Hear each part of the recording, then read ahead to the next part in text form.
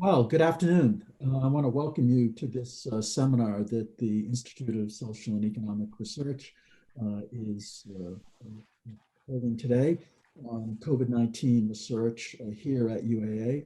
I'm Ralph Townsend. I'm the director of ISER. Uh, just quickly, by way of introduction, UAA has been very actively involved in many aspects of helping the municipality and the state respond to COVID-19. Some of that has gotten a lot of attention, like the training of contact tracers by AHEC and some of the work on the early work on helping with reagents for the initial testing for COVID. But there's also been a lot of background work being done in the social and behavioral sciences to understand strategies for intervening and how those strategies are working. And today's seminar is really about several of those projects where the University of Alaska was working again with the state and with the municipality and other agencies to develop an effective response to the COVID-19. So with that, let me introduce Katie Cueva. Katie is an assistant professor of health policy in the Center for Behavioral Health Research and Services within ISER. And Katie is going to both present and introduce the other speakers today. So Katie, thank you very much. Thanks so much, Ralph, and thank you everybody for attending today. This has been a really fun presentation to coordinate. This is the second in a two-part series where I've gotten to learn a little bit more about what's going on in the realm of COVID-19 related research at UAA. So I'm looking forward to learning even more today from other great faculty and staff that work at UAA. And we're going to have a few different presenters, several different projects talk today. And Jim Murphy is going to start us off to talk a little bit about messaging. Jim, are you ready? Yeah, I'm ready. So I can figure this out here. It looks like I can share my screen. So let me get this going here.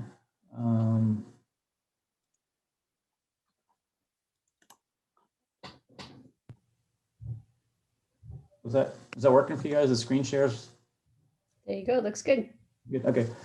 So Katie, Ralph, thanks for organizing this. Thanks for giving us a chance to talk to you guys, even if it is all just virtually. I'm finally getting the hang of doing the the whole online presentation thing, although it'll be nice to be able to get back to the in-person stuff. This is work that's joint with Todd Cherry, who was a visiting Rasmussen chair at UA a few years ago, and Alex James, who's an associate professor. Alex is teaching right now, so apologies for him not being able to join us. So we cut a deal where he put together all the slides, so any mistakes on the slides are his fault. And I agreed that I do the presentation part of it. The project that we worked on was basically trying to take a look at some of the reasons why people were resistant to using face masks, and then whether or not there were some factors that we could identify that might influence people's willingness to use or to use face masks or to support mask mandates or support other people wearing masks. I know I've only got a few minutes, so I'll try to make this quick. I mean, I think we all know the pandemic's had a lot of big negative economic impacts, and a lot of, there's a lot of evidence to show that much of that negative impact is not coming from the mandatory shutdowns, but rather from people voluntarily staying away from high-risk locations, staying away from gyms, restaurants, movie theaters, voluntarily, independent of the shutdowns, because they don't want to contract COVID. And so one of the best ways to get the economy back up and running is to actually get COVID under control. The sooner COVID gets under control, the sooner we can kind of get back to, I don't know if normal is the right word, but something closer to normal. Face masks have very clearly been demonstrated to have a meaningful impact on rates of transmission of the virus. And they're low cost, they're easy to use, they're easy to access. And so they're a very affordable, accessible, and effective tool. And despite that, there's been some resistance to using it and some hesitancy to use of face masks or mandating face masks. So we took a look at two factors that could influence face mask use. And of course, these aren't the only two factors, but in any study, you just kind of pick a couple that you can deal with and then go from there. And one is messaging from our initial motivation was messaging from leadership. We chose Donald Trump because he had in April of last year a CDC press conference announcing the CDC. He had a press conference announcing the CDC guidelines, and it was a classic Trump type statement where he had a lot of contradictory terms or messages within a single statement. And so a part of what we did was parsed out the different components of that message to see whether or not holding the messenger constant, but varying the message that the messenger is providing and seeing whether or not people respond to that. So that's one thing that we're going to take a look at. And there is evidence in other studies to show that leadership can influence people's behavior and their preferences. And then the other thing we take a look at is people's experience with COVID. And by experience, this is whether or not they had COVID, whether they tested positive, whether they know people who have had COVID or tested positive, because there's a lot of evidence that shows that experience with something like COVID can influence what your preferences and beliefs are about risks and your willingness to support things like mask mandates and that type of thing. So it was a survey. So all caveats apply here with a survey. What people say they'll do may differ from what they actually do. We don't have any observed behavior here. 3,000 people in June, so about 2 months after Trump's press conference. There was basically 4 treatments. One was a no video control, where they were just asked the survey questions without actually seeing any version of Trump's press conference. And then there were 3, they were exposed to 1 of 3 video treatments. These video treatments add on to each other. So the first treatment is basically Trump announcing the CDC guidelines. The next treatment adds to that statement, and I'll show you those in just a second. After they saw exposure to treatment here is after they saw the video, people were asked in a survey sort of their preferences or their likelihood to wear a mask themselves, their support for other people wearing masks, and also their support for a mask mandate. So what we're getting at here is whether or not variations in Trump's messaging had any influence on people's stated willingness to support those things.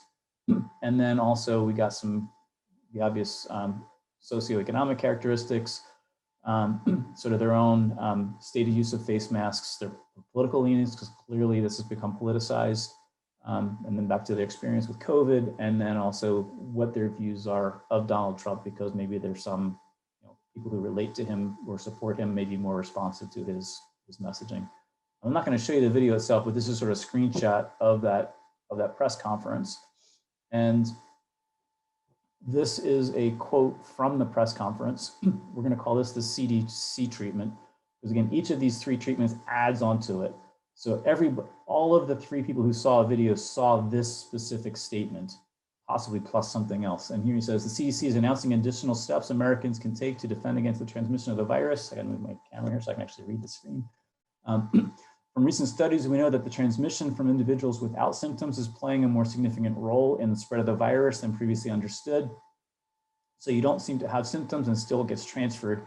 So in light of these studies, the CDC is advising the use of non-medical cloth face coverings. So we're calling this the CDC treatment because he's announcing basically what the CDC guideline or CDC recommendation is.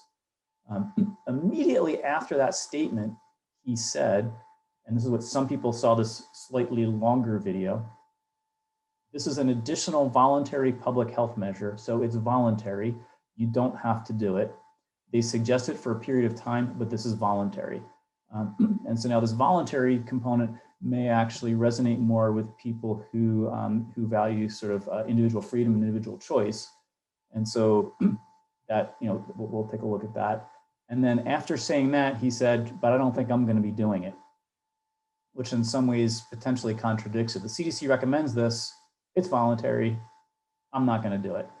And so different people saw one of those 3 versions, either just the guidelines plus it's voluntary, or the guidelines by themselves, or the guidelines plus voluntary plus I'm not doing it.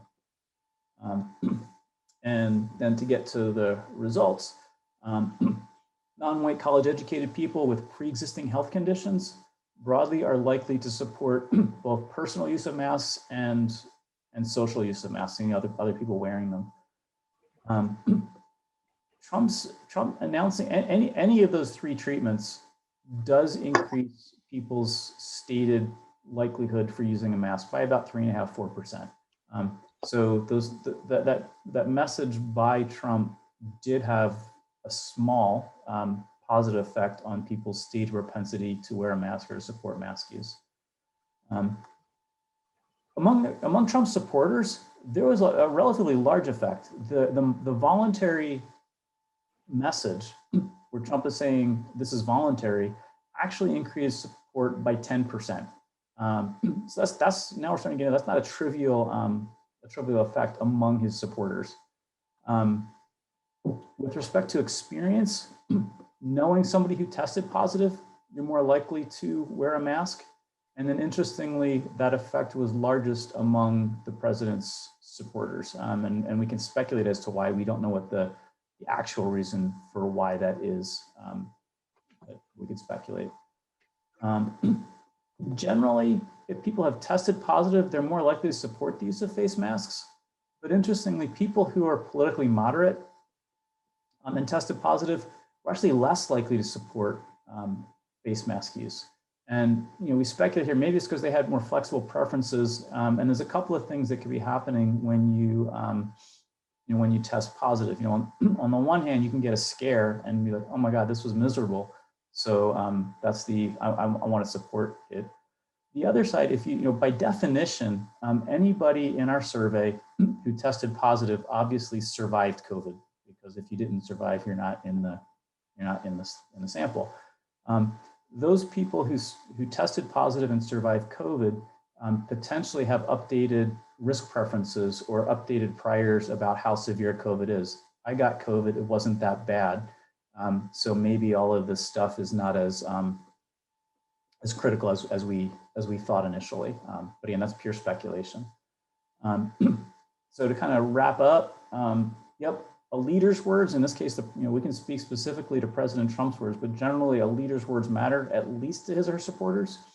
So in Alaska, the implication, it would suggest that what Dunleavy says and what Dunleavy does could have a meaningful impact on the propensity for people to wear masks, especially among people who tend to support Governor Dunleavy.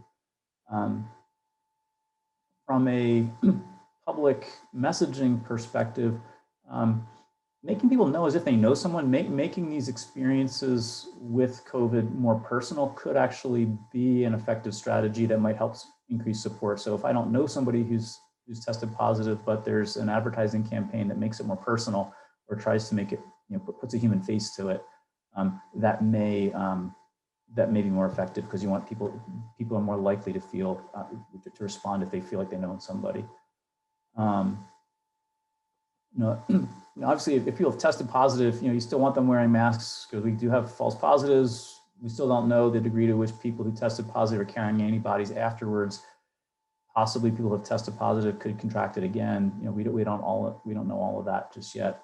But the last subtle thing that I want to add in, this is Alex using Alex's terminology, but epidemiology models should really be factoring in human behavior into some of this. Mitigating behavior is endogenous to spread. What he means by that is that as COVID becomes more prevalent, it becomes more likely that people are going to know somebody who had COVID. And if knowing somebody who had COVID increased my propensity to wear a mask, which would reduce transmission, that's going to basically, the spread of the virus is going to increase people's propensity to want to wear a mask. And people are going to adapt based on that. And so that's something to factor in.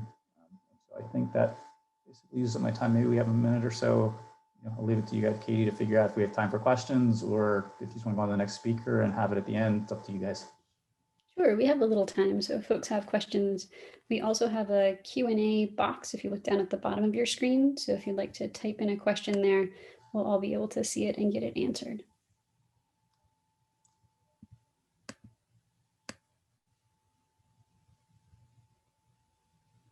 I'm hearing no questions. I'll pass it on to the next speaker. Sounds great. And if any of you who are watching or other panelists have questions as you're listening to speakers or think of things later, feel free to type them in the chat so we can get those answered. Now we'll transition over to some other vaccine-related messaging. So Joy Chavez Mapaye and Gabriel Garcia, and a wide range of collaborators, including Rebecca Van Wyck, who's also here, have been working on some messaging strategies. And let's see, Gabe, would you like to pull up those slides, or would you like me to? Go ahead and pull up the slides and share your screen, Katie.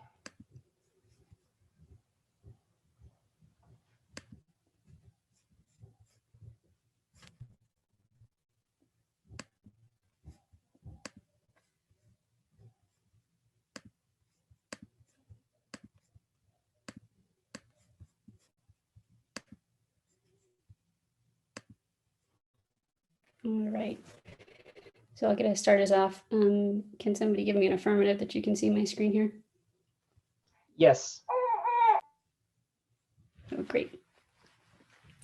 So we pulled together folks from a wide variety of disciplines and different organizations, largely in Anchorage, when we realized that there may be a need to develop targeted COVID-19 vaccine-related messaging, and have been working with those folks over the course of the last few months to develop messages, and are working on testing those messages and then getting them out to the public, to those target demographics. Now, this is part of an ongoing project that you heard a little bit about last time we presented, where we've been doing surveys in the municipality of Anchorage in contract with the Muni, where we have a specific aim 3 to provide consultation and evaluation of municipalities' communication strategies. This is already part of an existing scope of work through UAA. And for this work, we just pulled in a few more folks to help us. So our plan of action for this work was to identify vulnerable demographics, so groups of individuals that were more likely to either be vaccine hesitant or to engage in COVID-19 related risk behaviors, develop test messages, then actually test those messages on focus groups of people within the target demographic, or another way to get feedback from people within those vulnerable demographics. Then use the information from that target demographic to inform retooling those messages and getting them rolled out in channels that were appropriate and would best reach those groups. Working with a few different iterations of this process. We're currently starting kind of at the end of our first phase, and the first group that we've identified is people who self-identify as conservative, male, and age 35 and younger, which were groups that were consistently reported being more likely to engage in COVID-19 risk behaviors. And I'll turn it over to Gabe to talk a little bit about how we came to that conclusion. Next slide, please.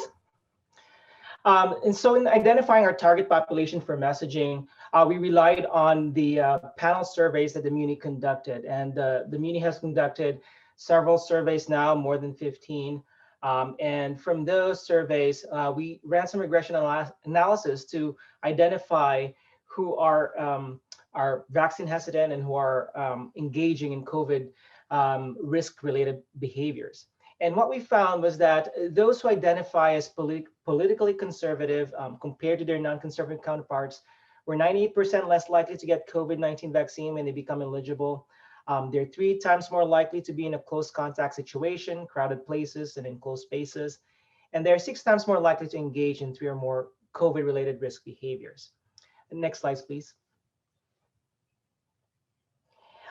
In our regression analysis, we also found that men compared to women and those who were less than 35 years of age compared to their older counterparts were 2 to 4 times more likely to be in a close contact situation, crowded places, and closed spaces.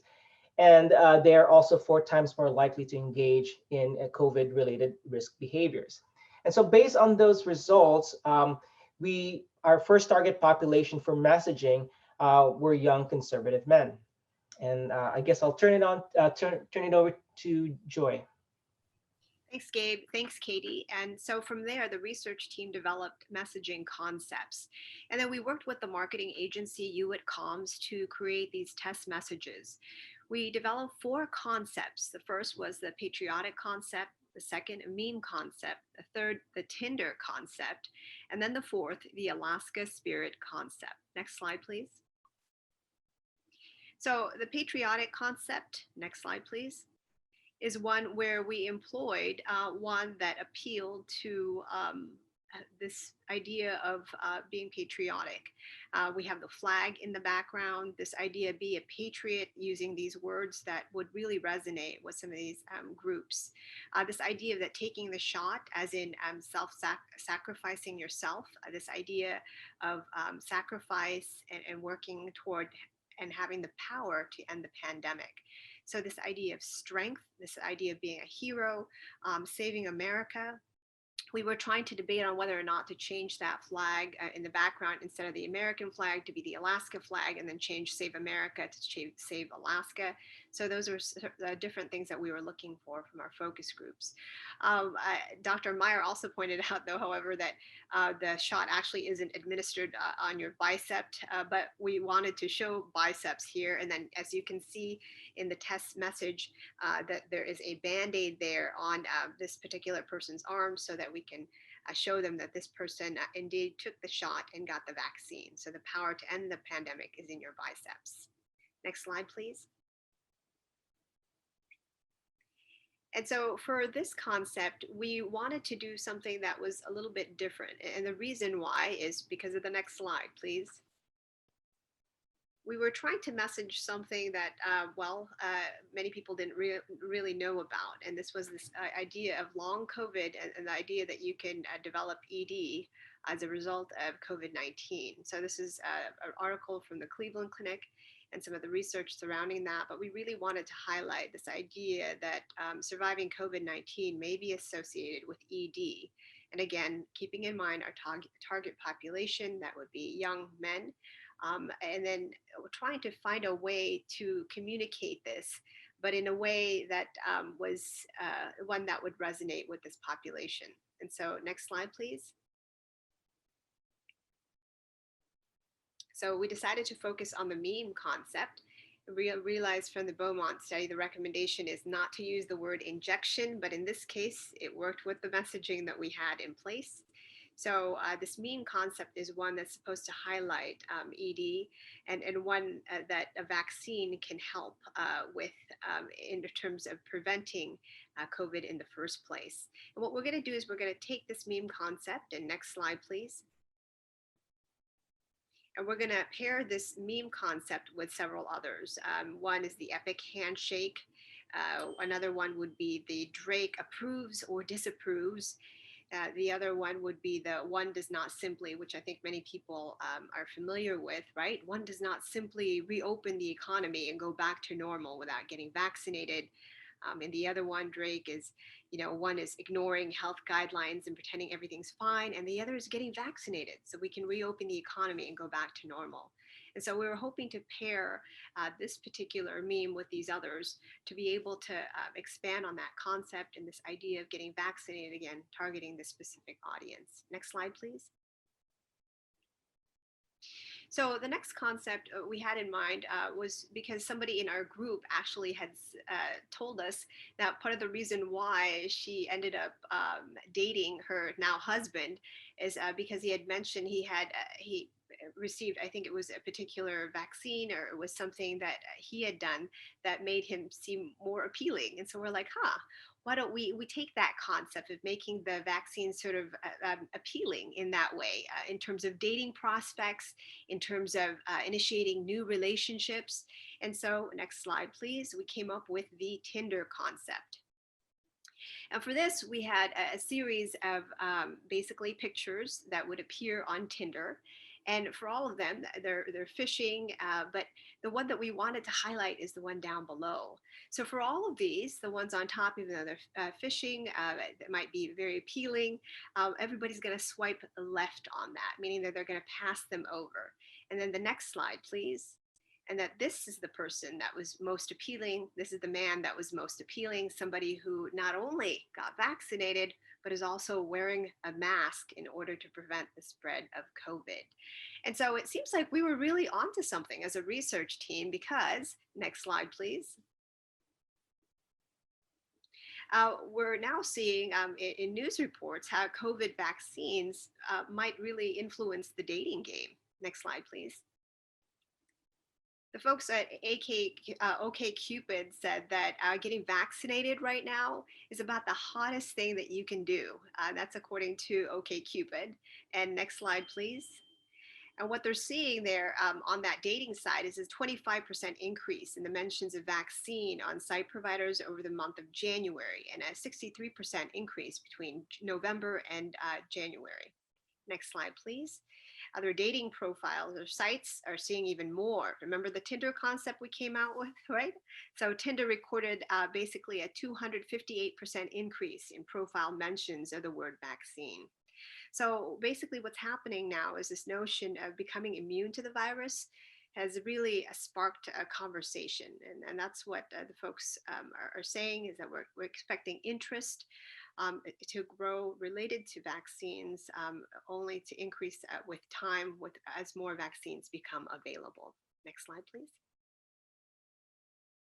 And so the next concept we had is the Alaska concept, and Alaska spirit concept. This concept really was meant to highlight that despite all of the different things that have come our way, Alaskans have somehow managed to pull together and really come through and really work together in order to achieve our goal. So next slide, please. For this concept, we felt the way that these came out, it was a little bit too much with the graphics versus what's really behind it. Behind it happens to be visuals of Alaska during the earthquake. And so we thought that perhaps the visuals, the graphics might be a little bit more dominant on this.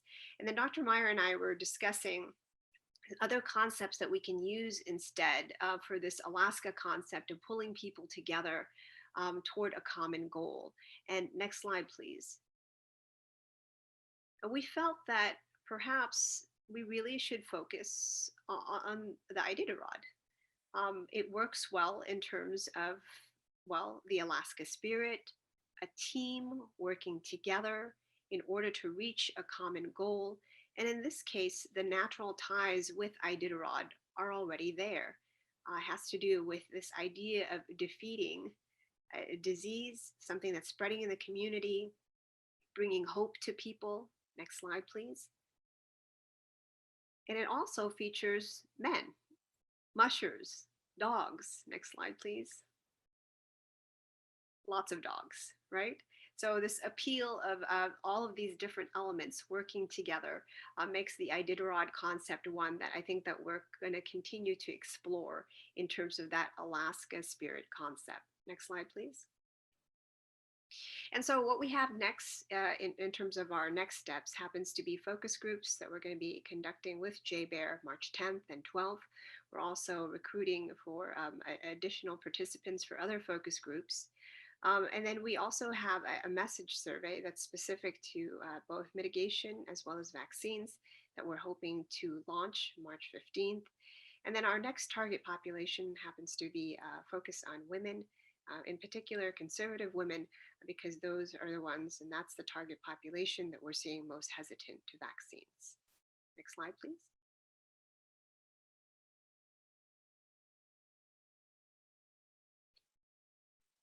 And I'll pause here for any questions that you might have. And if you don't have questions now, feel free to just go ahead and put that in the chat. Thanks so much.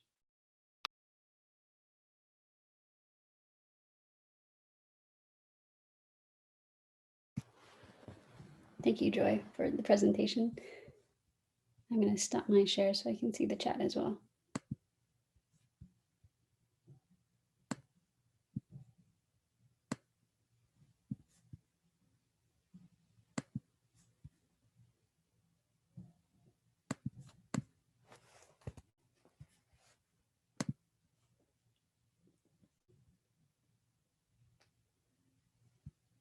And I think we will transition over to our next group of speakers. So this is a project on evaluation of case investigation and contact tracing. And I believe Rebecca will be sharing the slide deck.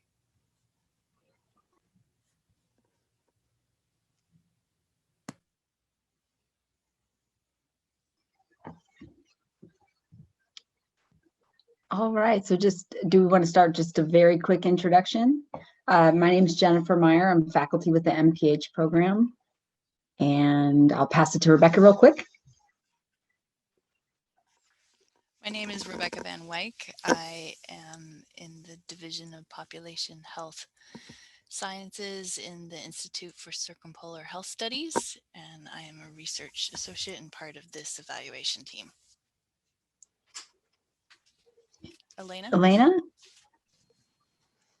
Hi, everyone. My name is Elaina Milton. I'm a research professional with the Department of Biological Sciences, and I am the metrics lead for this evaluation team. And Lisa? Yeah, and I'm Lisa Bulkow. I'm a contract folk statistician helping out with the metric, or not the metrics, the modeling. Thank you, Lisa. And we also have Katie. And everybody knows Katie. Go ahead. Yep, I'm part of this team too. So I'll be sharing a little bit. I'm the lead on the COVID tracer project. Mm-hmm. So just to give a little context for this work, we started working with the State of Alaska section of public health nursing probably in June last summer, and we were tasked with evaluating their new contact tracing database system. We wanted to look at the effectiveness of deploying a system that was going to be used by everybody engaged in contact tracing throughout Alaska. And that workforce was going to be increasing rapidly with our new contact tracer training.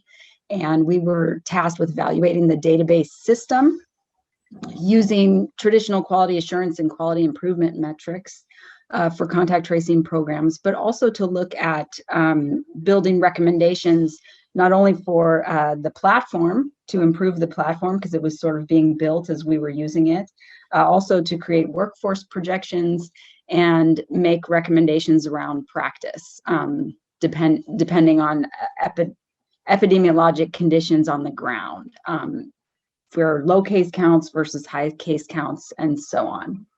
So probably the best way, if we go to the next slide, to look at how we structured our work was with these four kind of work teams whose outputs informed other work teams. So if we start over here with the COVID tracer, the ComCare user survey. So this was evaluating, getting survey information and feedback from tracers that are in the field about the use of the ComCare system and what were barriers and advantages of using that particular system so that we could recommend adjustments. We also have the COVID tracer team. This is the modeling team. And that team was primarily looking at workforce projections based on how we understood COVID to be spreading statewide. And we're going to go into each of these teams shortly. The program metrics, those are traditional contact tracing metrics that help us understand what we need to do in terms of assuring that every case is outreached, and are they outreached within a certain time window? And is there a period of time where we decide that outreaching those cases, given our high case counts, perhaps isn't going to have as big a return on that investment versus really focusing on contacting those cases that we know about quickly. And then this last team was sort of the catch-all kind of innovative question team. And that team was looking at some social network analysis for several months, trying to pull, what could we pull out of this new database system that could help inform our practice on the ground. And that's been some of the common challenges throughout the epidemic, was assuring that we were responding to clients in a timely and safe way to help control the spread of COVID. So I think we'll jump in now to each one of these work teams, and we'll start with Elaina. Yeah, thanks, Jennifer. So there's been plenty of data, plenty of analysis. Jennifer said we've been working since summer, so but I thought we would focus in on our most recent report. And so recently we looked at data from November, December, and January and compared the proportions of confirmed cases with outreach attempts and contacts with outreach attempts, the number of cases and contacts registered, and then the proportion of cases eliciting contacts. And so in November, you'll notice that we had about 14,000, confirmed cases registered. And then there's a decrease in December, about 12,000, and then going down even more in January to about 5,200. And so during this time, we had cases decreasing, but the workforce staying about the same. And so they were able to attempt outreaches, which means call, just attempt to call individuals. They were able to outreach more, a higher proportion of confirmed cases. So in November and December, you'll see a 78%. In January, it jumped up to 92%. Also during this time frame in November and December, there was stricter prioritizations. And so those deemed high priority were the only ones that were eliciting contacts in the system. And so you'll see lower percentages there in November and December, about 7.3 in November, 7.9 in December. And then at the very end of December, we had a process change where prioritization is now by days in specimen collection, which Jennifer kind of alluded to in her introduction.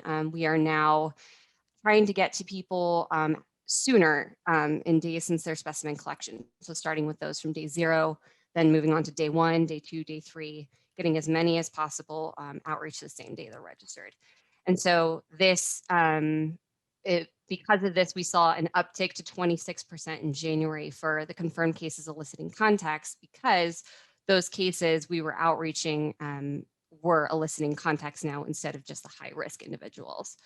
So, and because we saw an increase in the confirmed cases eliciting contacts, we saw more contacts registered in the system, and then subsequently an increase in the registered contacts with outreach attempts by the workforce. So going from 46% in November all the way up to 80% in January. So lots of progress on the contact tracing front here.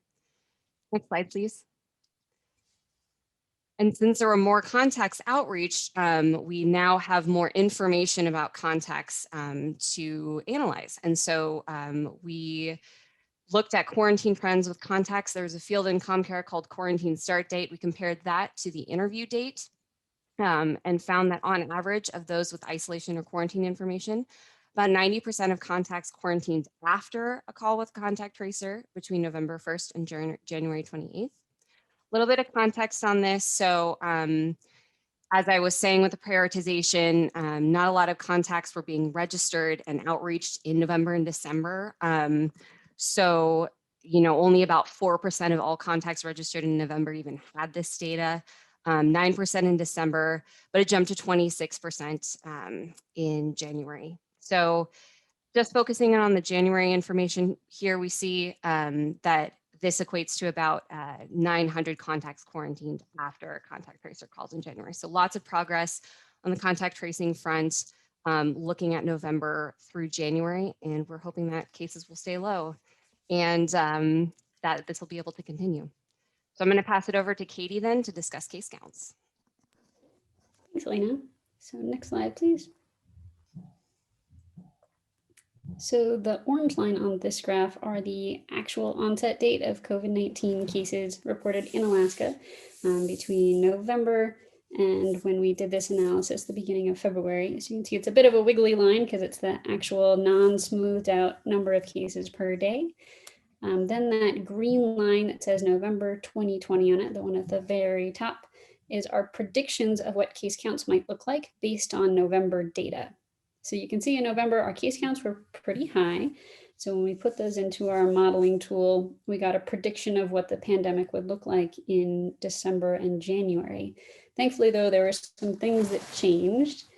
So there's that modified hunker down order in December. There were some contact tracing protocol shifts at the end of December, and we were able to successfully avert about 64,000 cases. We had way fewer cases than we had predicted based on our November numbers. So that is great news. We were also curious, well, are we following a similar trend then? Do we get these very different lines when we look at December data or January data? So we looked at our December data, put those numbers into our model and looked at the prediction, and that's that light green line that's down at the bottom. that you can see actually tracks pretty well, the wiggly orange one, with the actual onset dates. So it looks like we're following a similar trend from December through January. And then we took our January data and looked at where that line was, and it lays, that's the yellow line that goes right on top of the green one. So they're right about the same. And these reflect differences in RT. So the average number of people that a person who's infected is estimated to infect. So we went from about a 1.19 to a 0.91, which is going from an upward increasing pandemic to one that's going down. So that is all great news. It also looks like the effectiveness of case investigation and contact tracing rose. So from about 13% reduction in COVID-19 transmission just due to that in November to about 16% in January. At least those are the best estimates from our model. Let's go to the next slide. Lisa, do you want to talk a little bit about this one? Sure. This is pretty much just sort of a restatement. If we wanted to see how well the models if we were using the inputs we had in the past, how well did the models match? What sort of case counts we actually saw? So we had one model that we used, basing our data from November 16th, which is kind of when the state made some changes. And you can see, well, one that and one prior to that in October, and that you can see for the October period up through the middle of November, that is the increasing, corresponds to the RT of 1.19 or 1.2, and that we pretty much closely map that. And then since that time, we've shown this same decrease with about a 0.91 or so. So that data has pretty much followed, and what the model has said with that, those sort of inputs match what we've seen. Thanks, Lisa. I believe we're turning it over to Rebecca to talk about the user survey. Yes, I head up the ComCare user survey work group. ComCare is the software that the contact tracer workforce is using to contact cases and their contacts and record the information they elicit from those patients and complete their contact tracing work. We're trying to answer three questions, and three questions drive the purpose of use of the user survey. How is ComCare software functioning for the workforce? Is it reliable? Next, how is the software being used by the workforce? Is it efficient? And how are contact tracers prepared to use ComCare? Is it intuitive? And do we need to make any recommendations for updating the training? We had a new question on the most recent survey to contact tracers, and this survey sent out monthly and summarized monthly. And it looks like the three types of training seems to be preparing contact tracers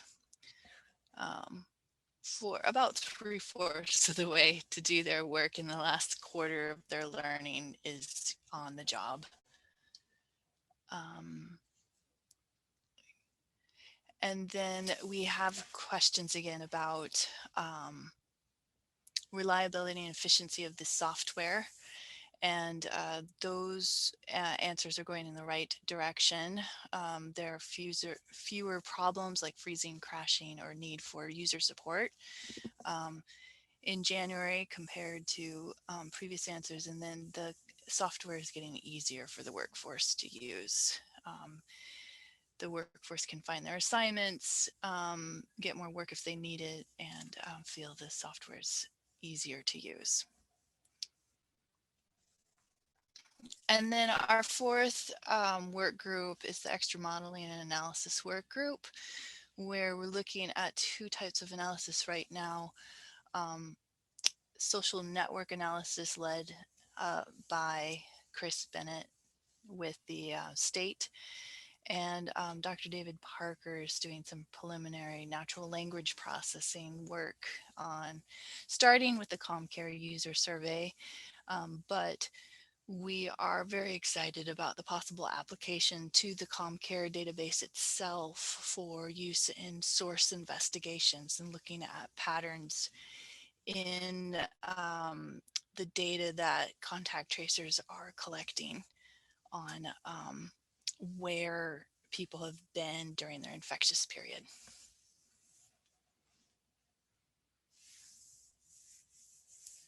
I think that's our presentation. I think so. Thanks, everybody. And we'll pause just for a minute or two to see if there's any questions.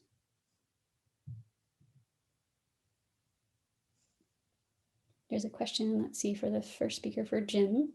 Interesting how a match between political affiliation, Trump supporters, and the messenger Trump seemed to yield a bigger change in intentions to mask in a positive way, no matter which message they heard. I was curious where they were at baseline. In other words, did the Trump supporters have further room to change, or were the two groups relatively equivalent prior to hearing the messages? Jim, do you want to take that now, or do you want to save it till the end? Yeah, so where they were at the baseline, I got to pull up off the top of my head. I don't remember, so I got to pull it up real quick. Hang on.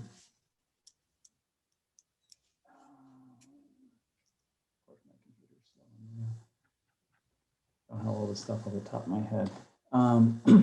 So in terms of Trump supporters in the let's see, Trump supporters baseline effect. You know what? I can't answer that quickly without rummaging through. The groups, definitely there was a heterogeneity between Trump supporters and non-Trump supporters. That's a given. The degree to which there was a difference, I'm not sure. And the effects that we're reporting are their marginal effects, sort of relative to, everything is relative to the control. So that increase that you're getting among Trump supporters that we're talking about is relative to Trump supporters in a control treatment, as opposed to relative to the whole group. Thanks, Jim.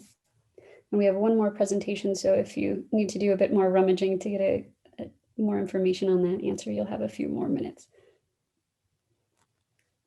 So the next presentation is going to be on a COVID-19 in the Circumpolar North project. I'm going to share my screen for that one.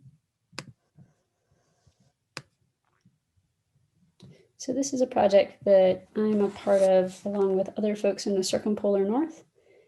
And I was part of the Fulbright Arctic Initiative, the second cohort to 2017 through 2019 that pulled 16 scholars throughout the Circumpolar North to get together for different projects, for collaborative meetings, and we each had an individual exchange. So I went to Northwest Territories and I worked with your community health representative program during that. But we've kept in touch, and since the pandemic started, have been talking to each other about what's going on in our different regions, and have noticed some startling differences in the way that the pandemic has been managed and the impacts it's had throughout the North. So we decided we would put together a project proposal to investigate that a bit more thoroughly. So we have individuals from each of the different 8 member states. So here's just a bit of the overview of the team. There's 2 people from each of the different countries in the North. And the first one is Denmark and Greenland. They're so big, they've taken over the team overview slide on this slide. Sweden, the United States, Canada, Russia, Iceland, Finland, and Norway. So all of the different 8 member states in the Circumpolar North. And for the Alaska team, so there's myself, and then I have 2 other folks that I'm working with, 2 students here at UAA, Jim Chaliak, who is from Napachuk. He's just a phenomenal resource and has a lot of knowledge. And then Rebecca Young, who's a PhD student and has been really great about getting things together for us. So our approach is very interdisciplinary, very community-based. All of us who are the leads on this project have a similar philosophy of engaging in community-based participatory action research in order to develop questions, have findings that are relevant to communities, as well as something that can be packaged for decision makers to inform policy level decisions, and really want our findings to be grounded in the perceptions of people of the North, so the actual community members. And looking at contextual realities, so not just epidemiologic indicators, although we'll look at those as well, but what is the context that has allowed the different epi curves to happen in each different region and place. So there's 3 different phases to this project, and currently the first phase has been funded by the Government of Canada. This is a project that has been run through the Sustainable Development Working Group of the Arctic Council, which is a bit of a subsidiary to the United Nations. And so the plan is that if it becomes an official Sustainable Development Working Group project, which it looks like it will at this point, then it'll be funded through that mechanism. So each country will commit to funding the part of the work that's going on in their region, and that will be our source for phase 2 and 3. I haven't done any project in this way before, so we'll see how it all goes. But we're currently in phase 1 of descriptive data. So we're pulling the different policies and mandates that have happened in each of our regions. So I have a nice spreadsheet of mandates and policies that have happened in Alaska, and people are doing that in the other places in the north. And then identify case communities for phase 2. So because I'm working with somebody who's from Nunapachuk, and will most likely engage in that community for a case study. And 2 of the neighboring communities are ones he's also identified as being really instrumental in the work that's happened in that region. So those are likely where we'll go, and people are going through a similar process in each of the 8 different states as well. We're also finished assembling our Pan-Arctic team, at least on the leadership level, and people are working in their own regions in order to make sure that they have all of the connections and collaborations with key stakeholders that they need to make the project move forward. Our second phase will be to do case studies. So to choose one, probably in my case, these 3 neighboring communities, to conduct interviews and see what actually happened. I feel like there's 2 parts to this project, and one is policies and one is stories. And so what were the policies, and how did those policies help or hinder the actual people in a small community in the north to be able to keep themselves safe and to keep their community members safe? So we want to focus on the integration of those mandates and policies with how they actually worked and what things helped and hindered, which could be a bit more expansive depending on what people say. If people talk a lot about limited infrastructure really hindering their ability to respond, and that's something we'll highlight as well. And I think this story will be a bit different in each of the different places as well.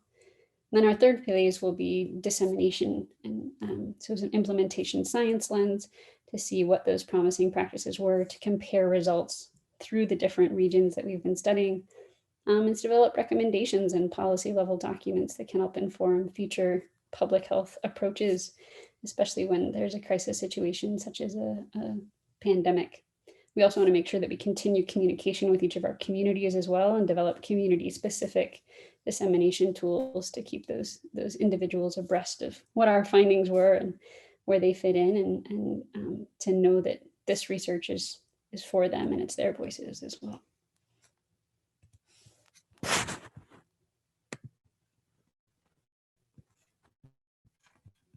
And I think with that, we have some time to answer questions. And Jim, I'm not sure if there was more that you wanted to say about Diane's question. No, I think if I understood the question correctly, I just put something into the chat. So about 30% of the strong supporters compared to the non-Trump supporters. Non-Trump supporters, 53%.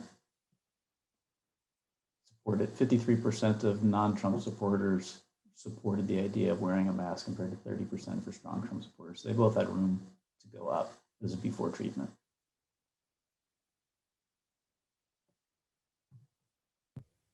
Thank you, Jim. Do other folks have questions that they'd like to ask any of the panelists? Or if any of the panelists also have questions they'd like to ask each other?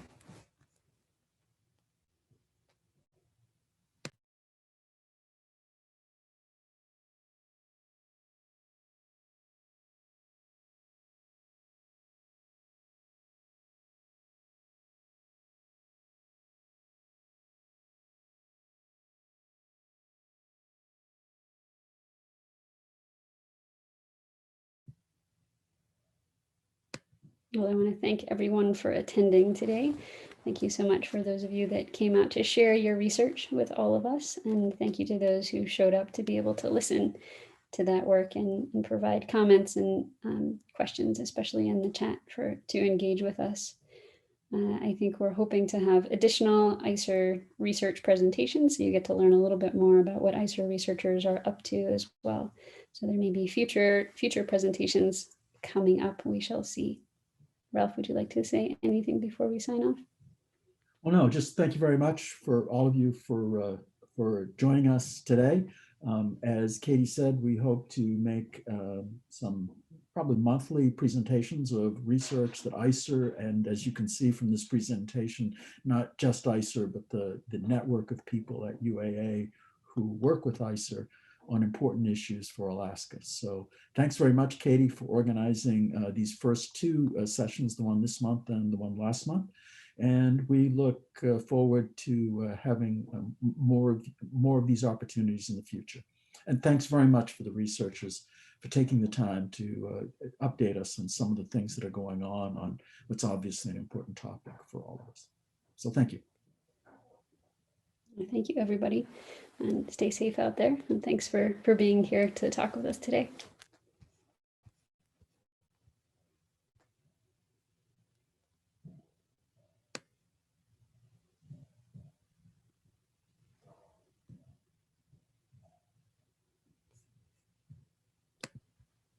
Thanks, you guys. Katie, that was really nice. Great presentation. That was great. I'll let Thanks, you know in the Mariah. video. All right. Okay, Thanks. appreciate it. Bye.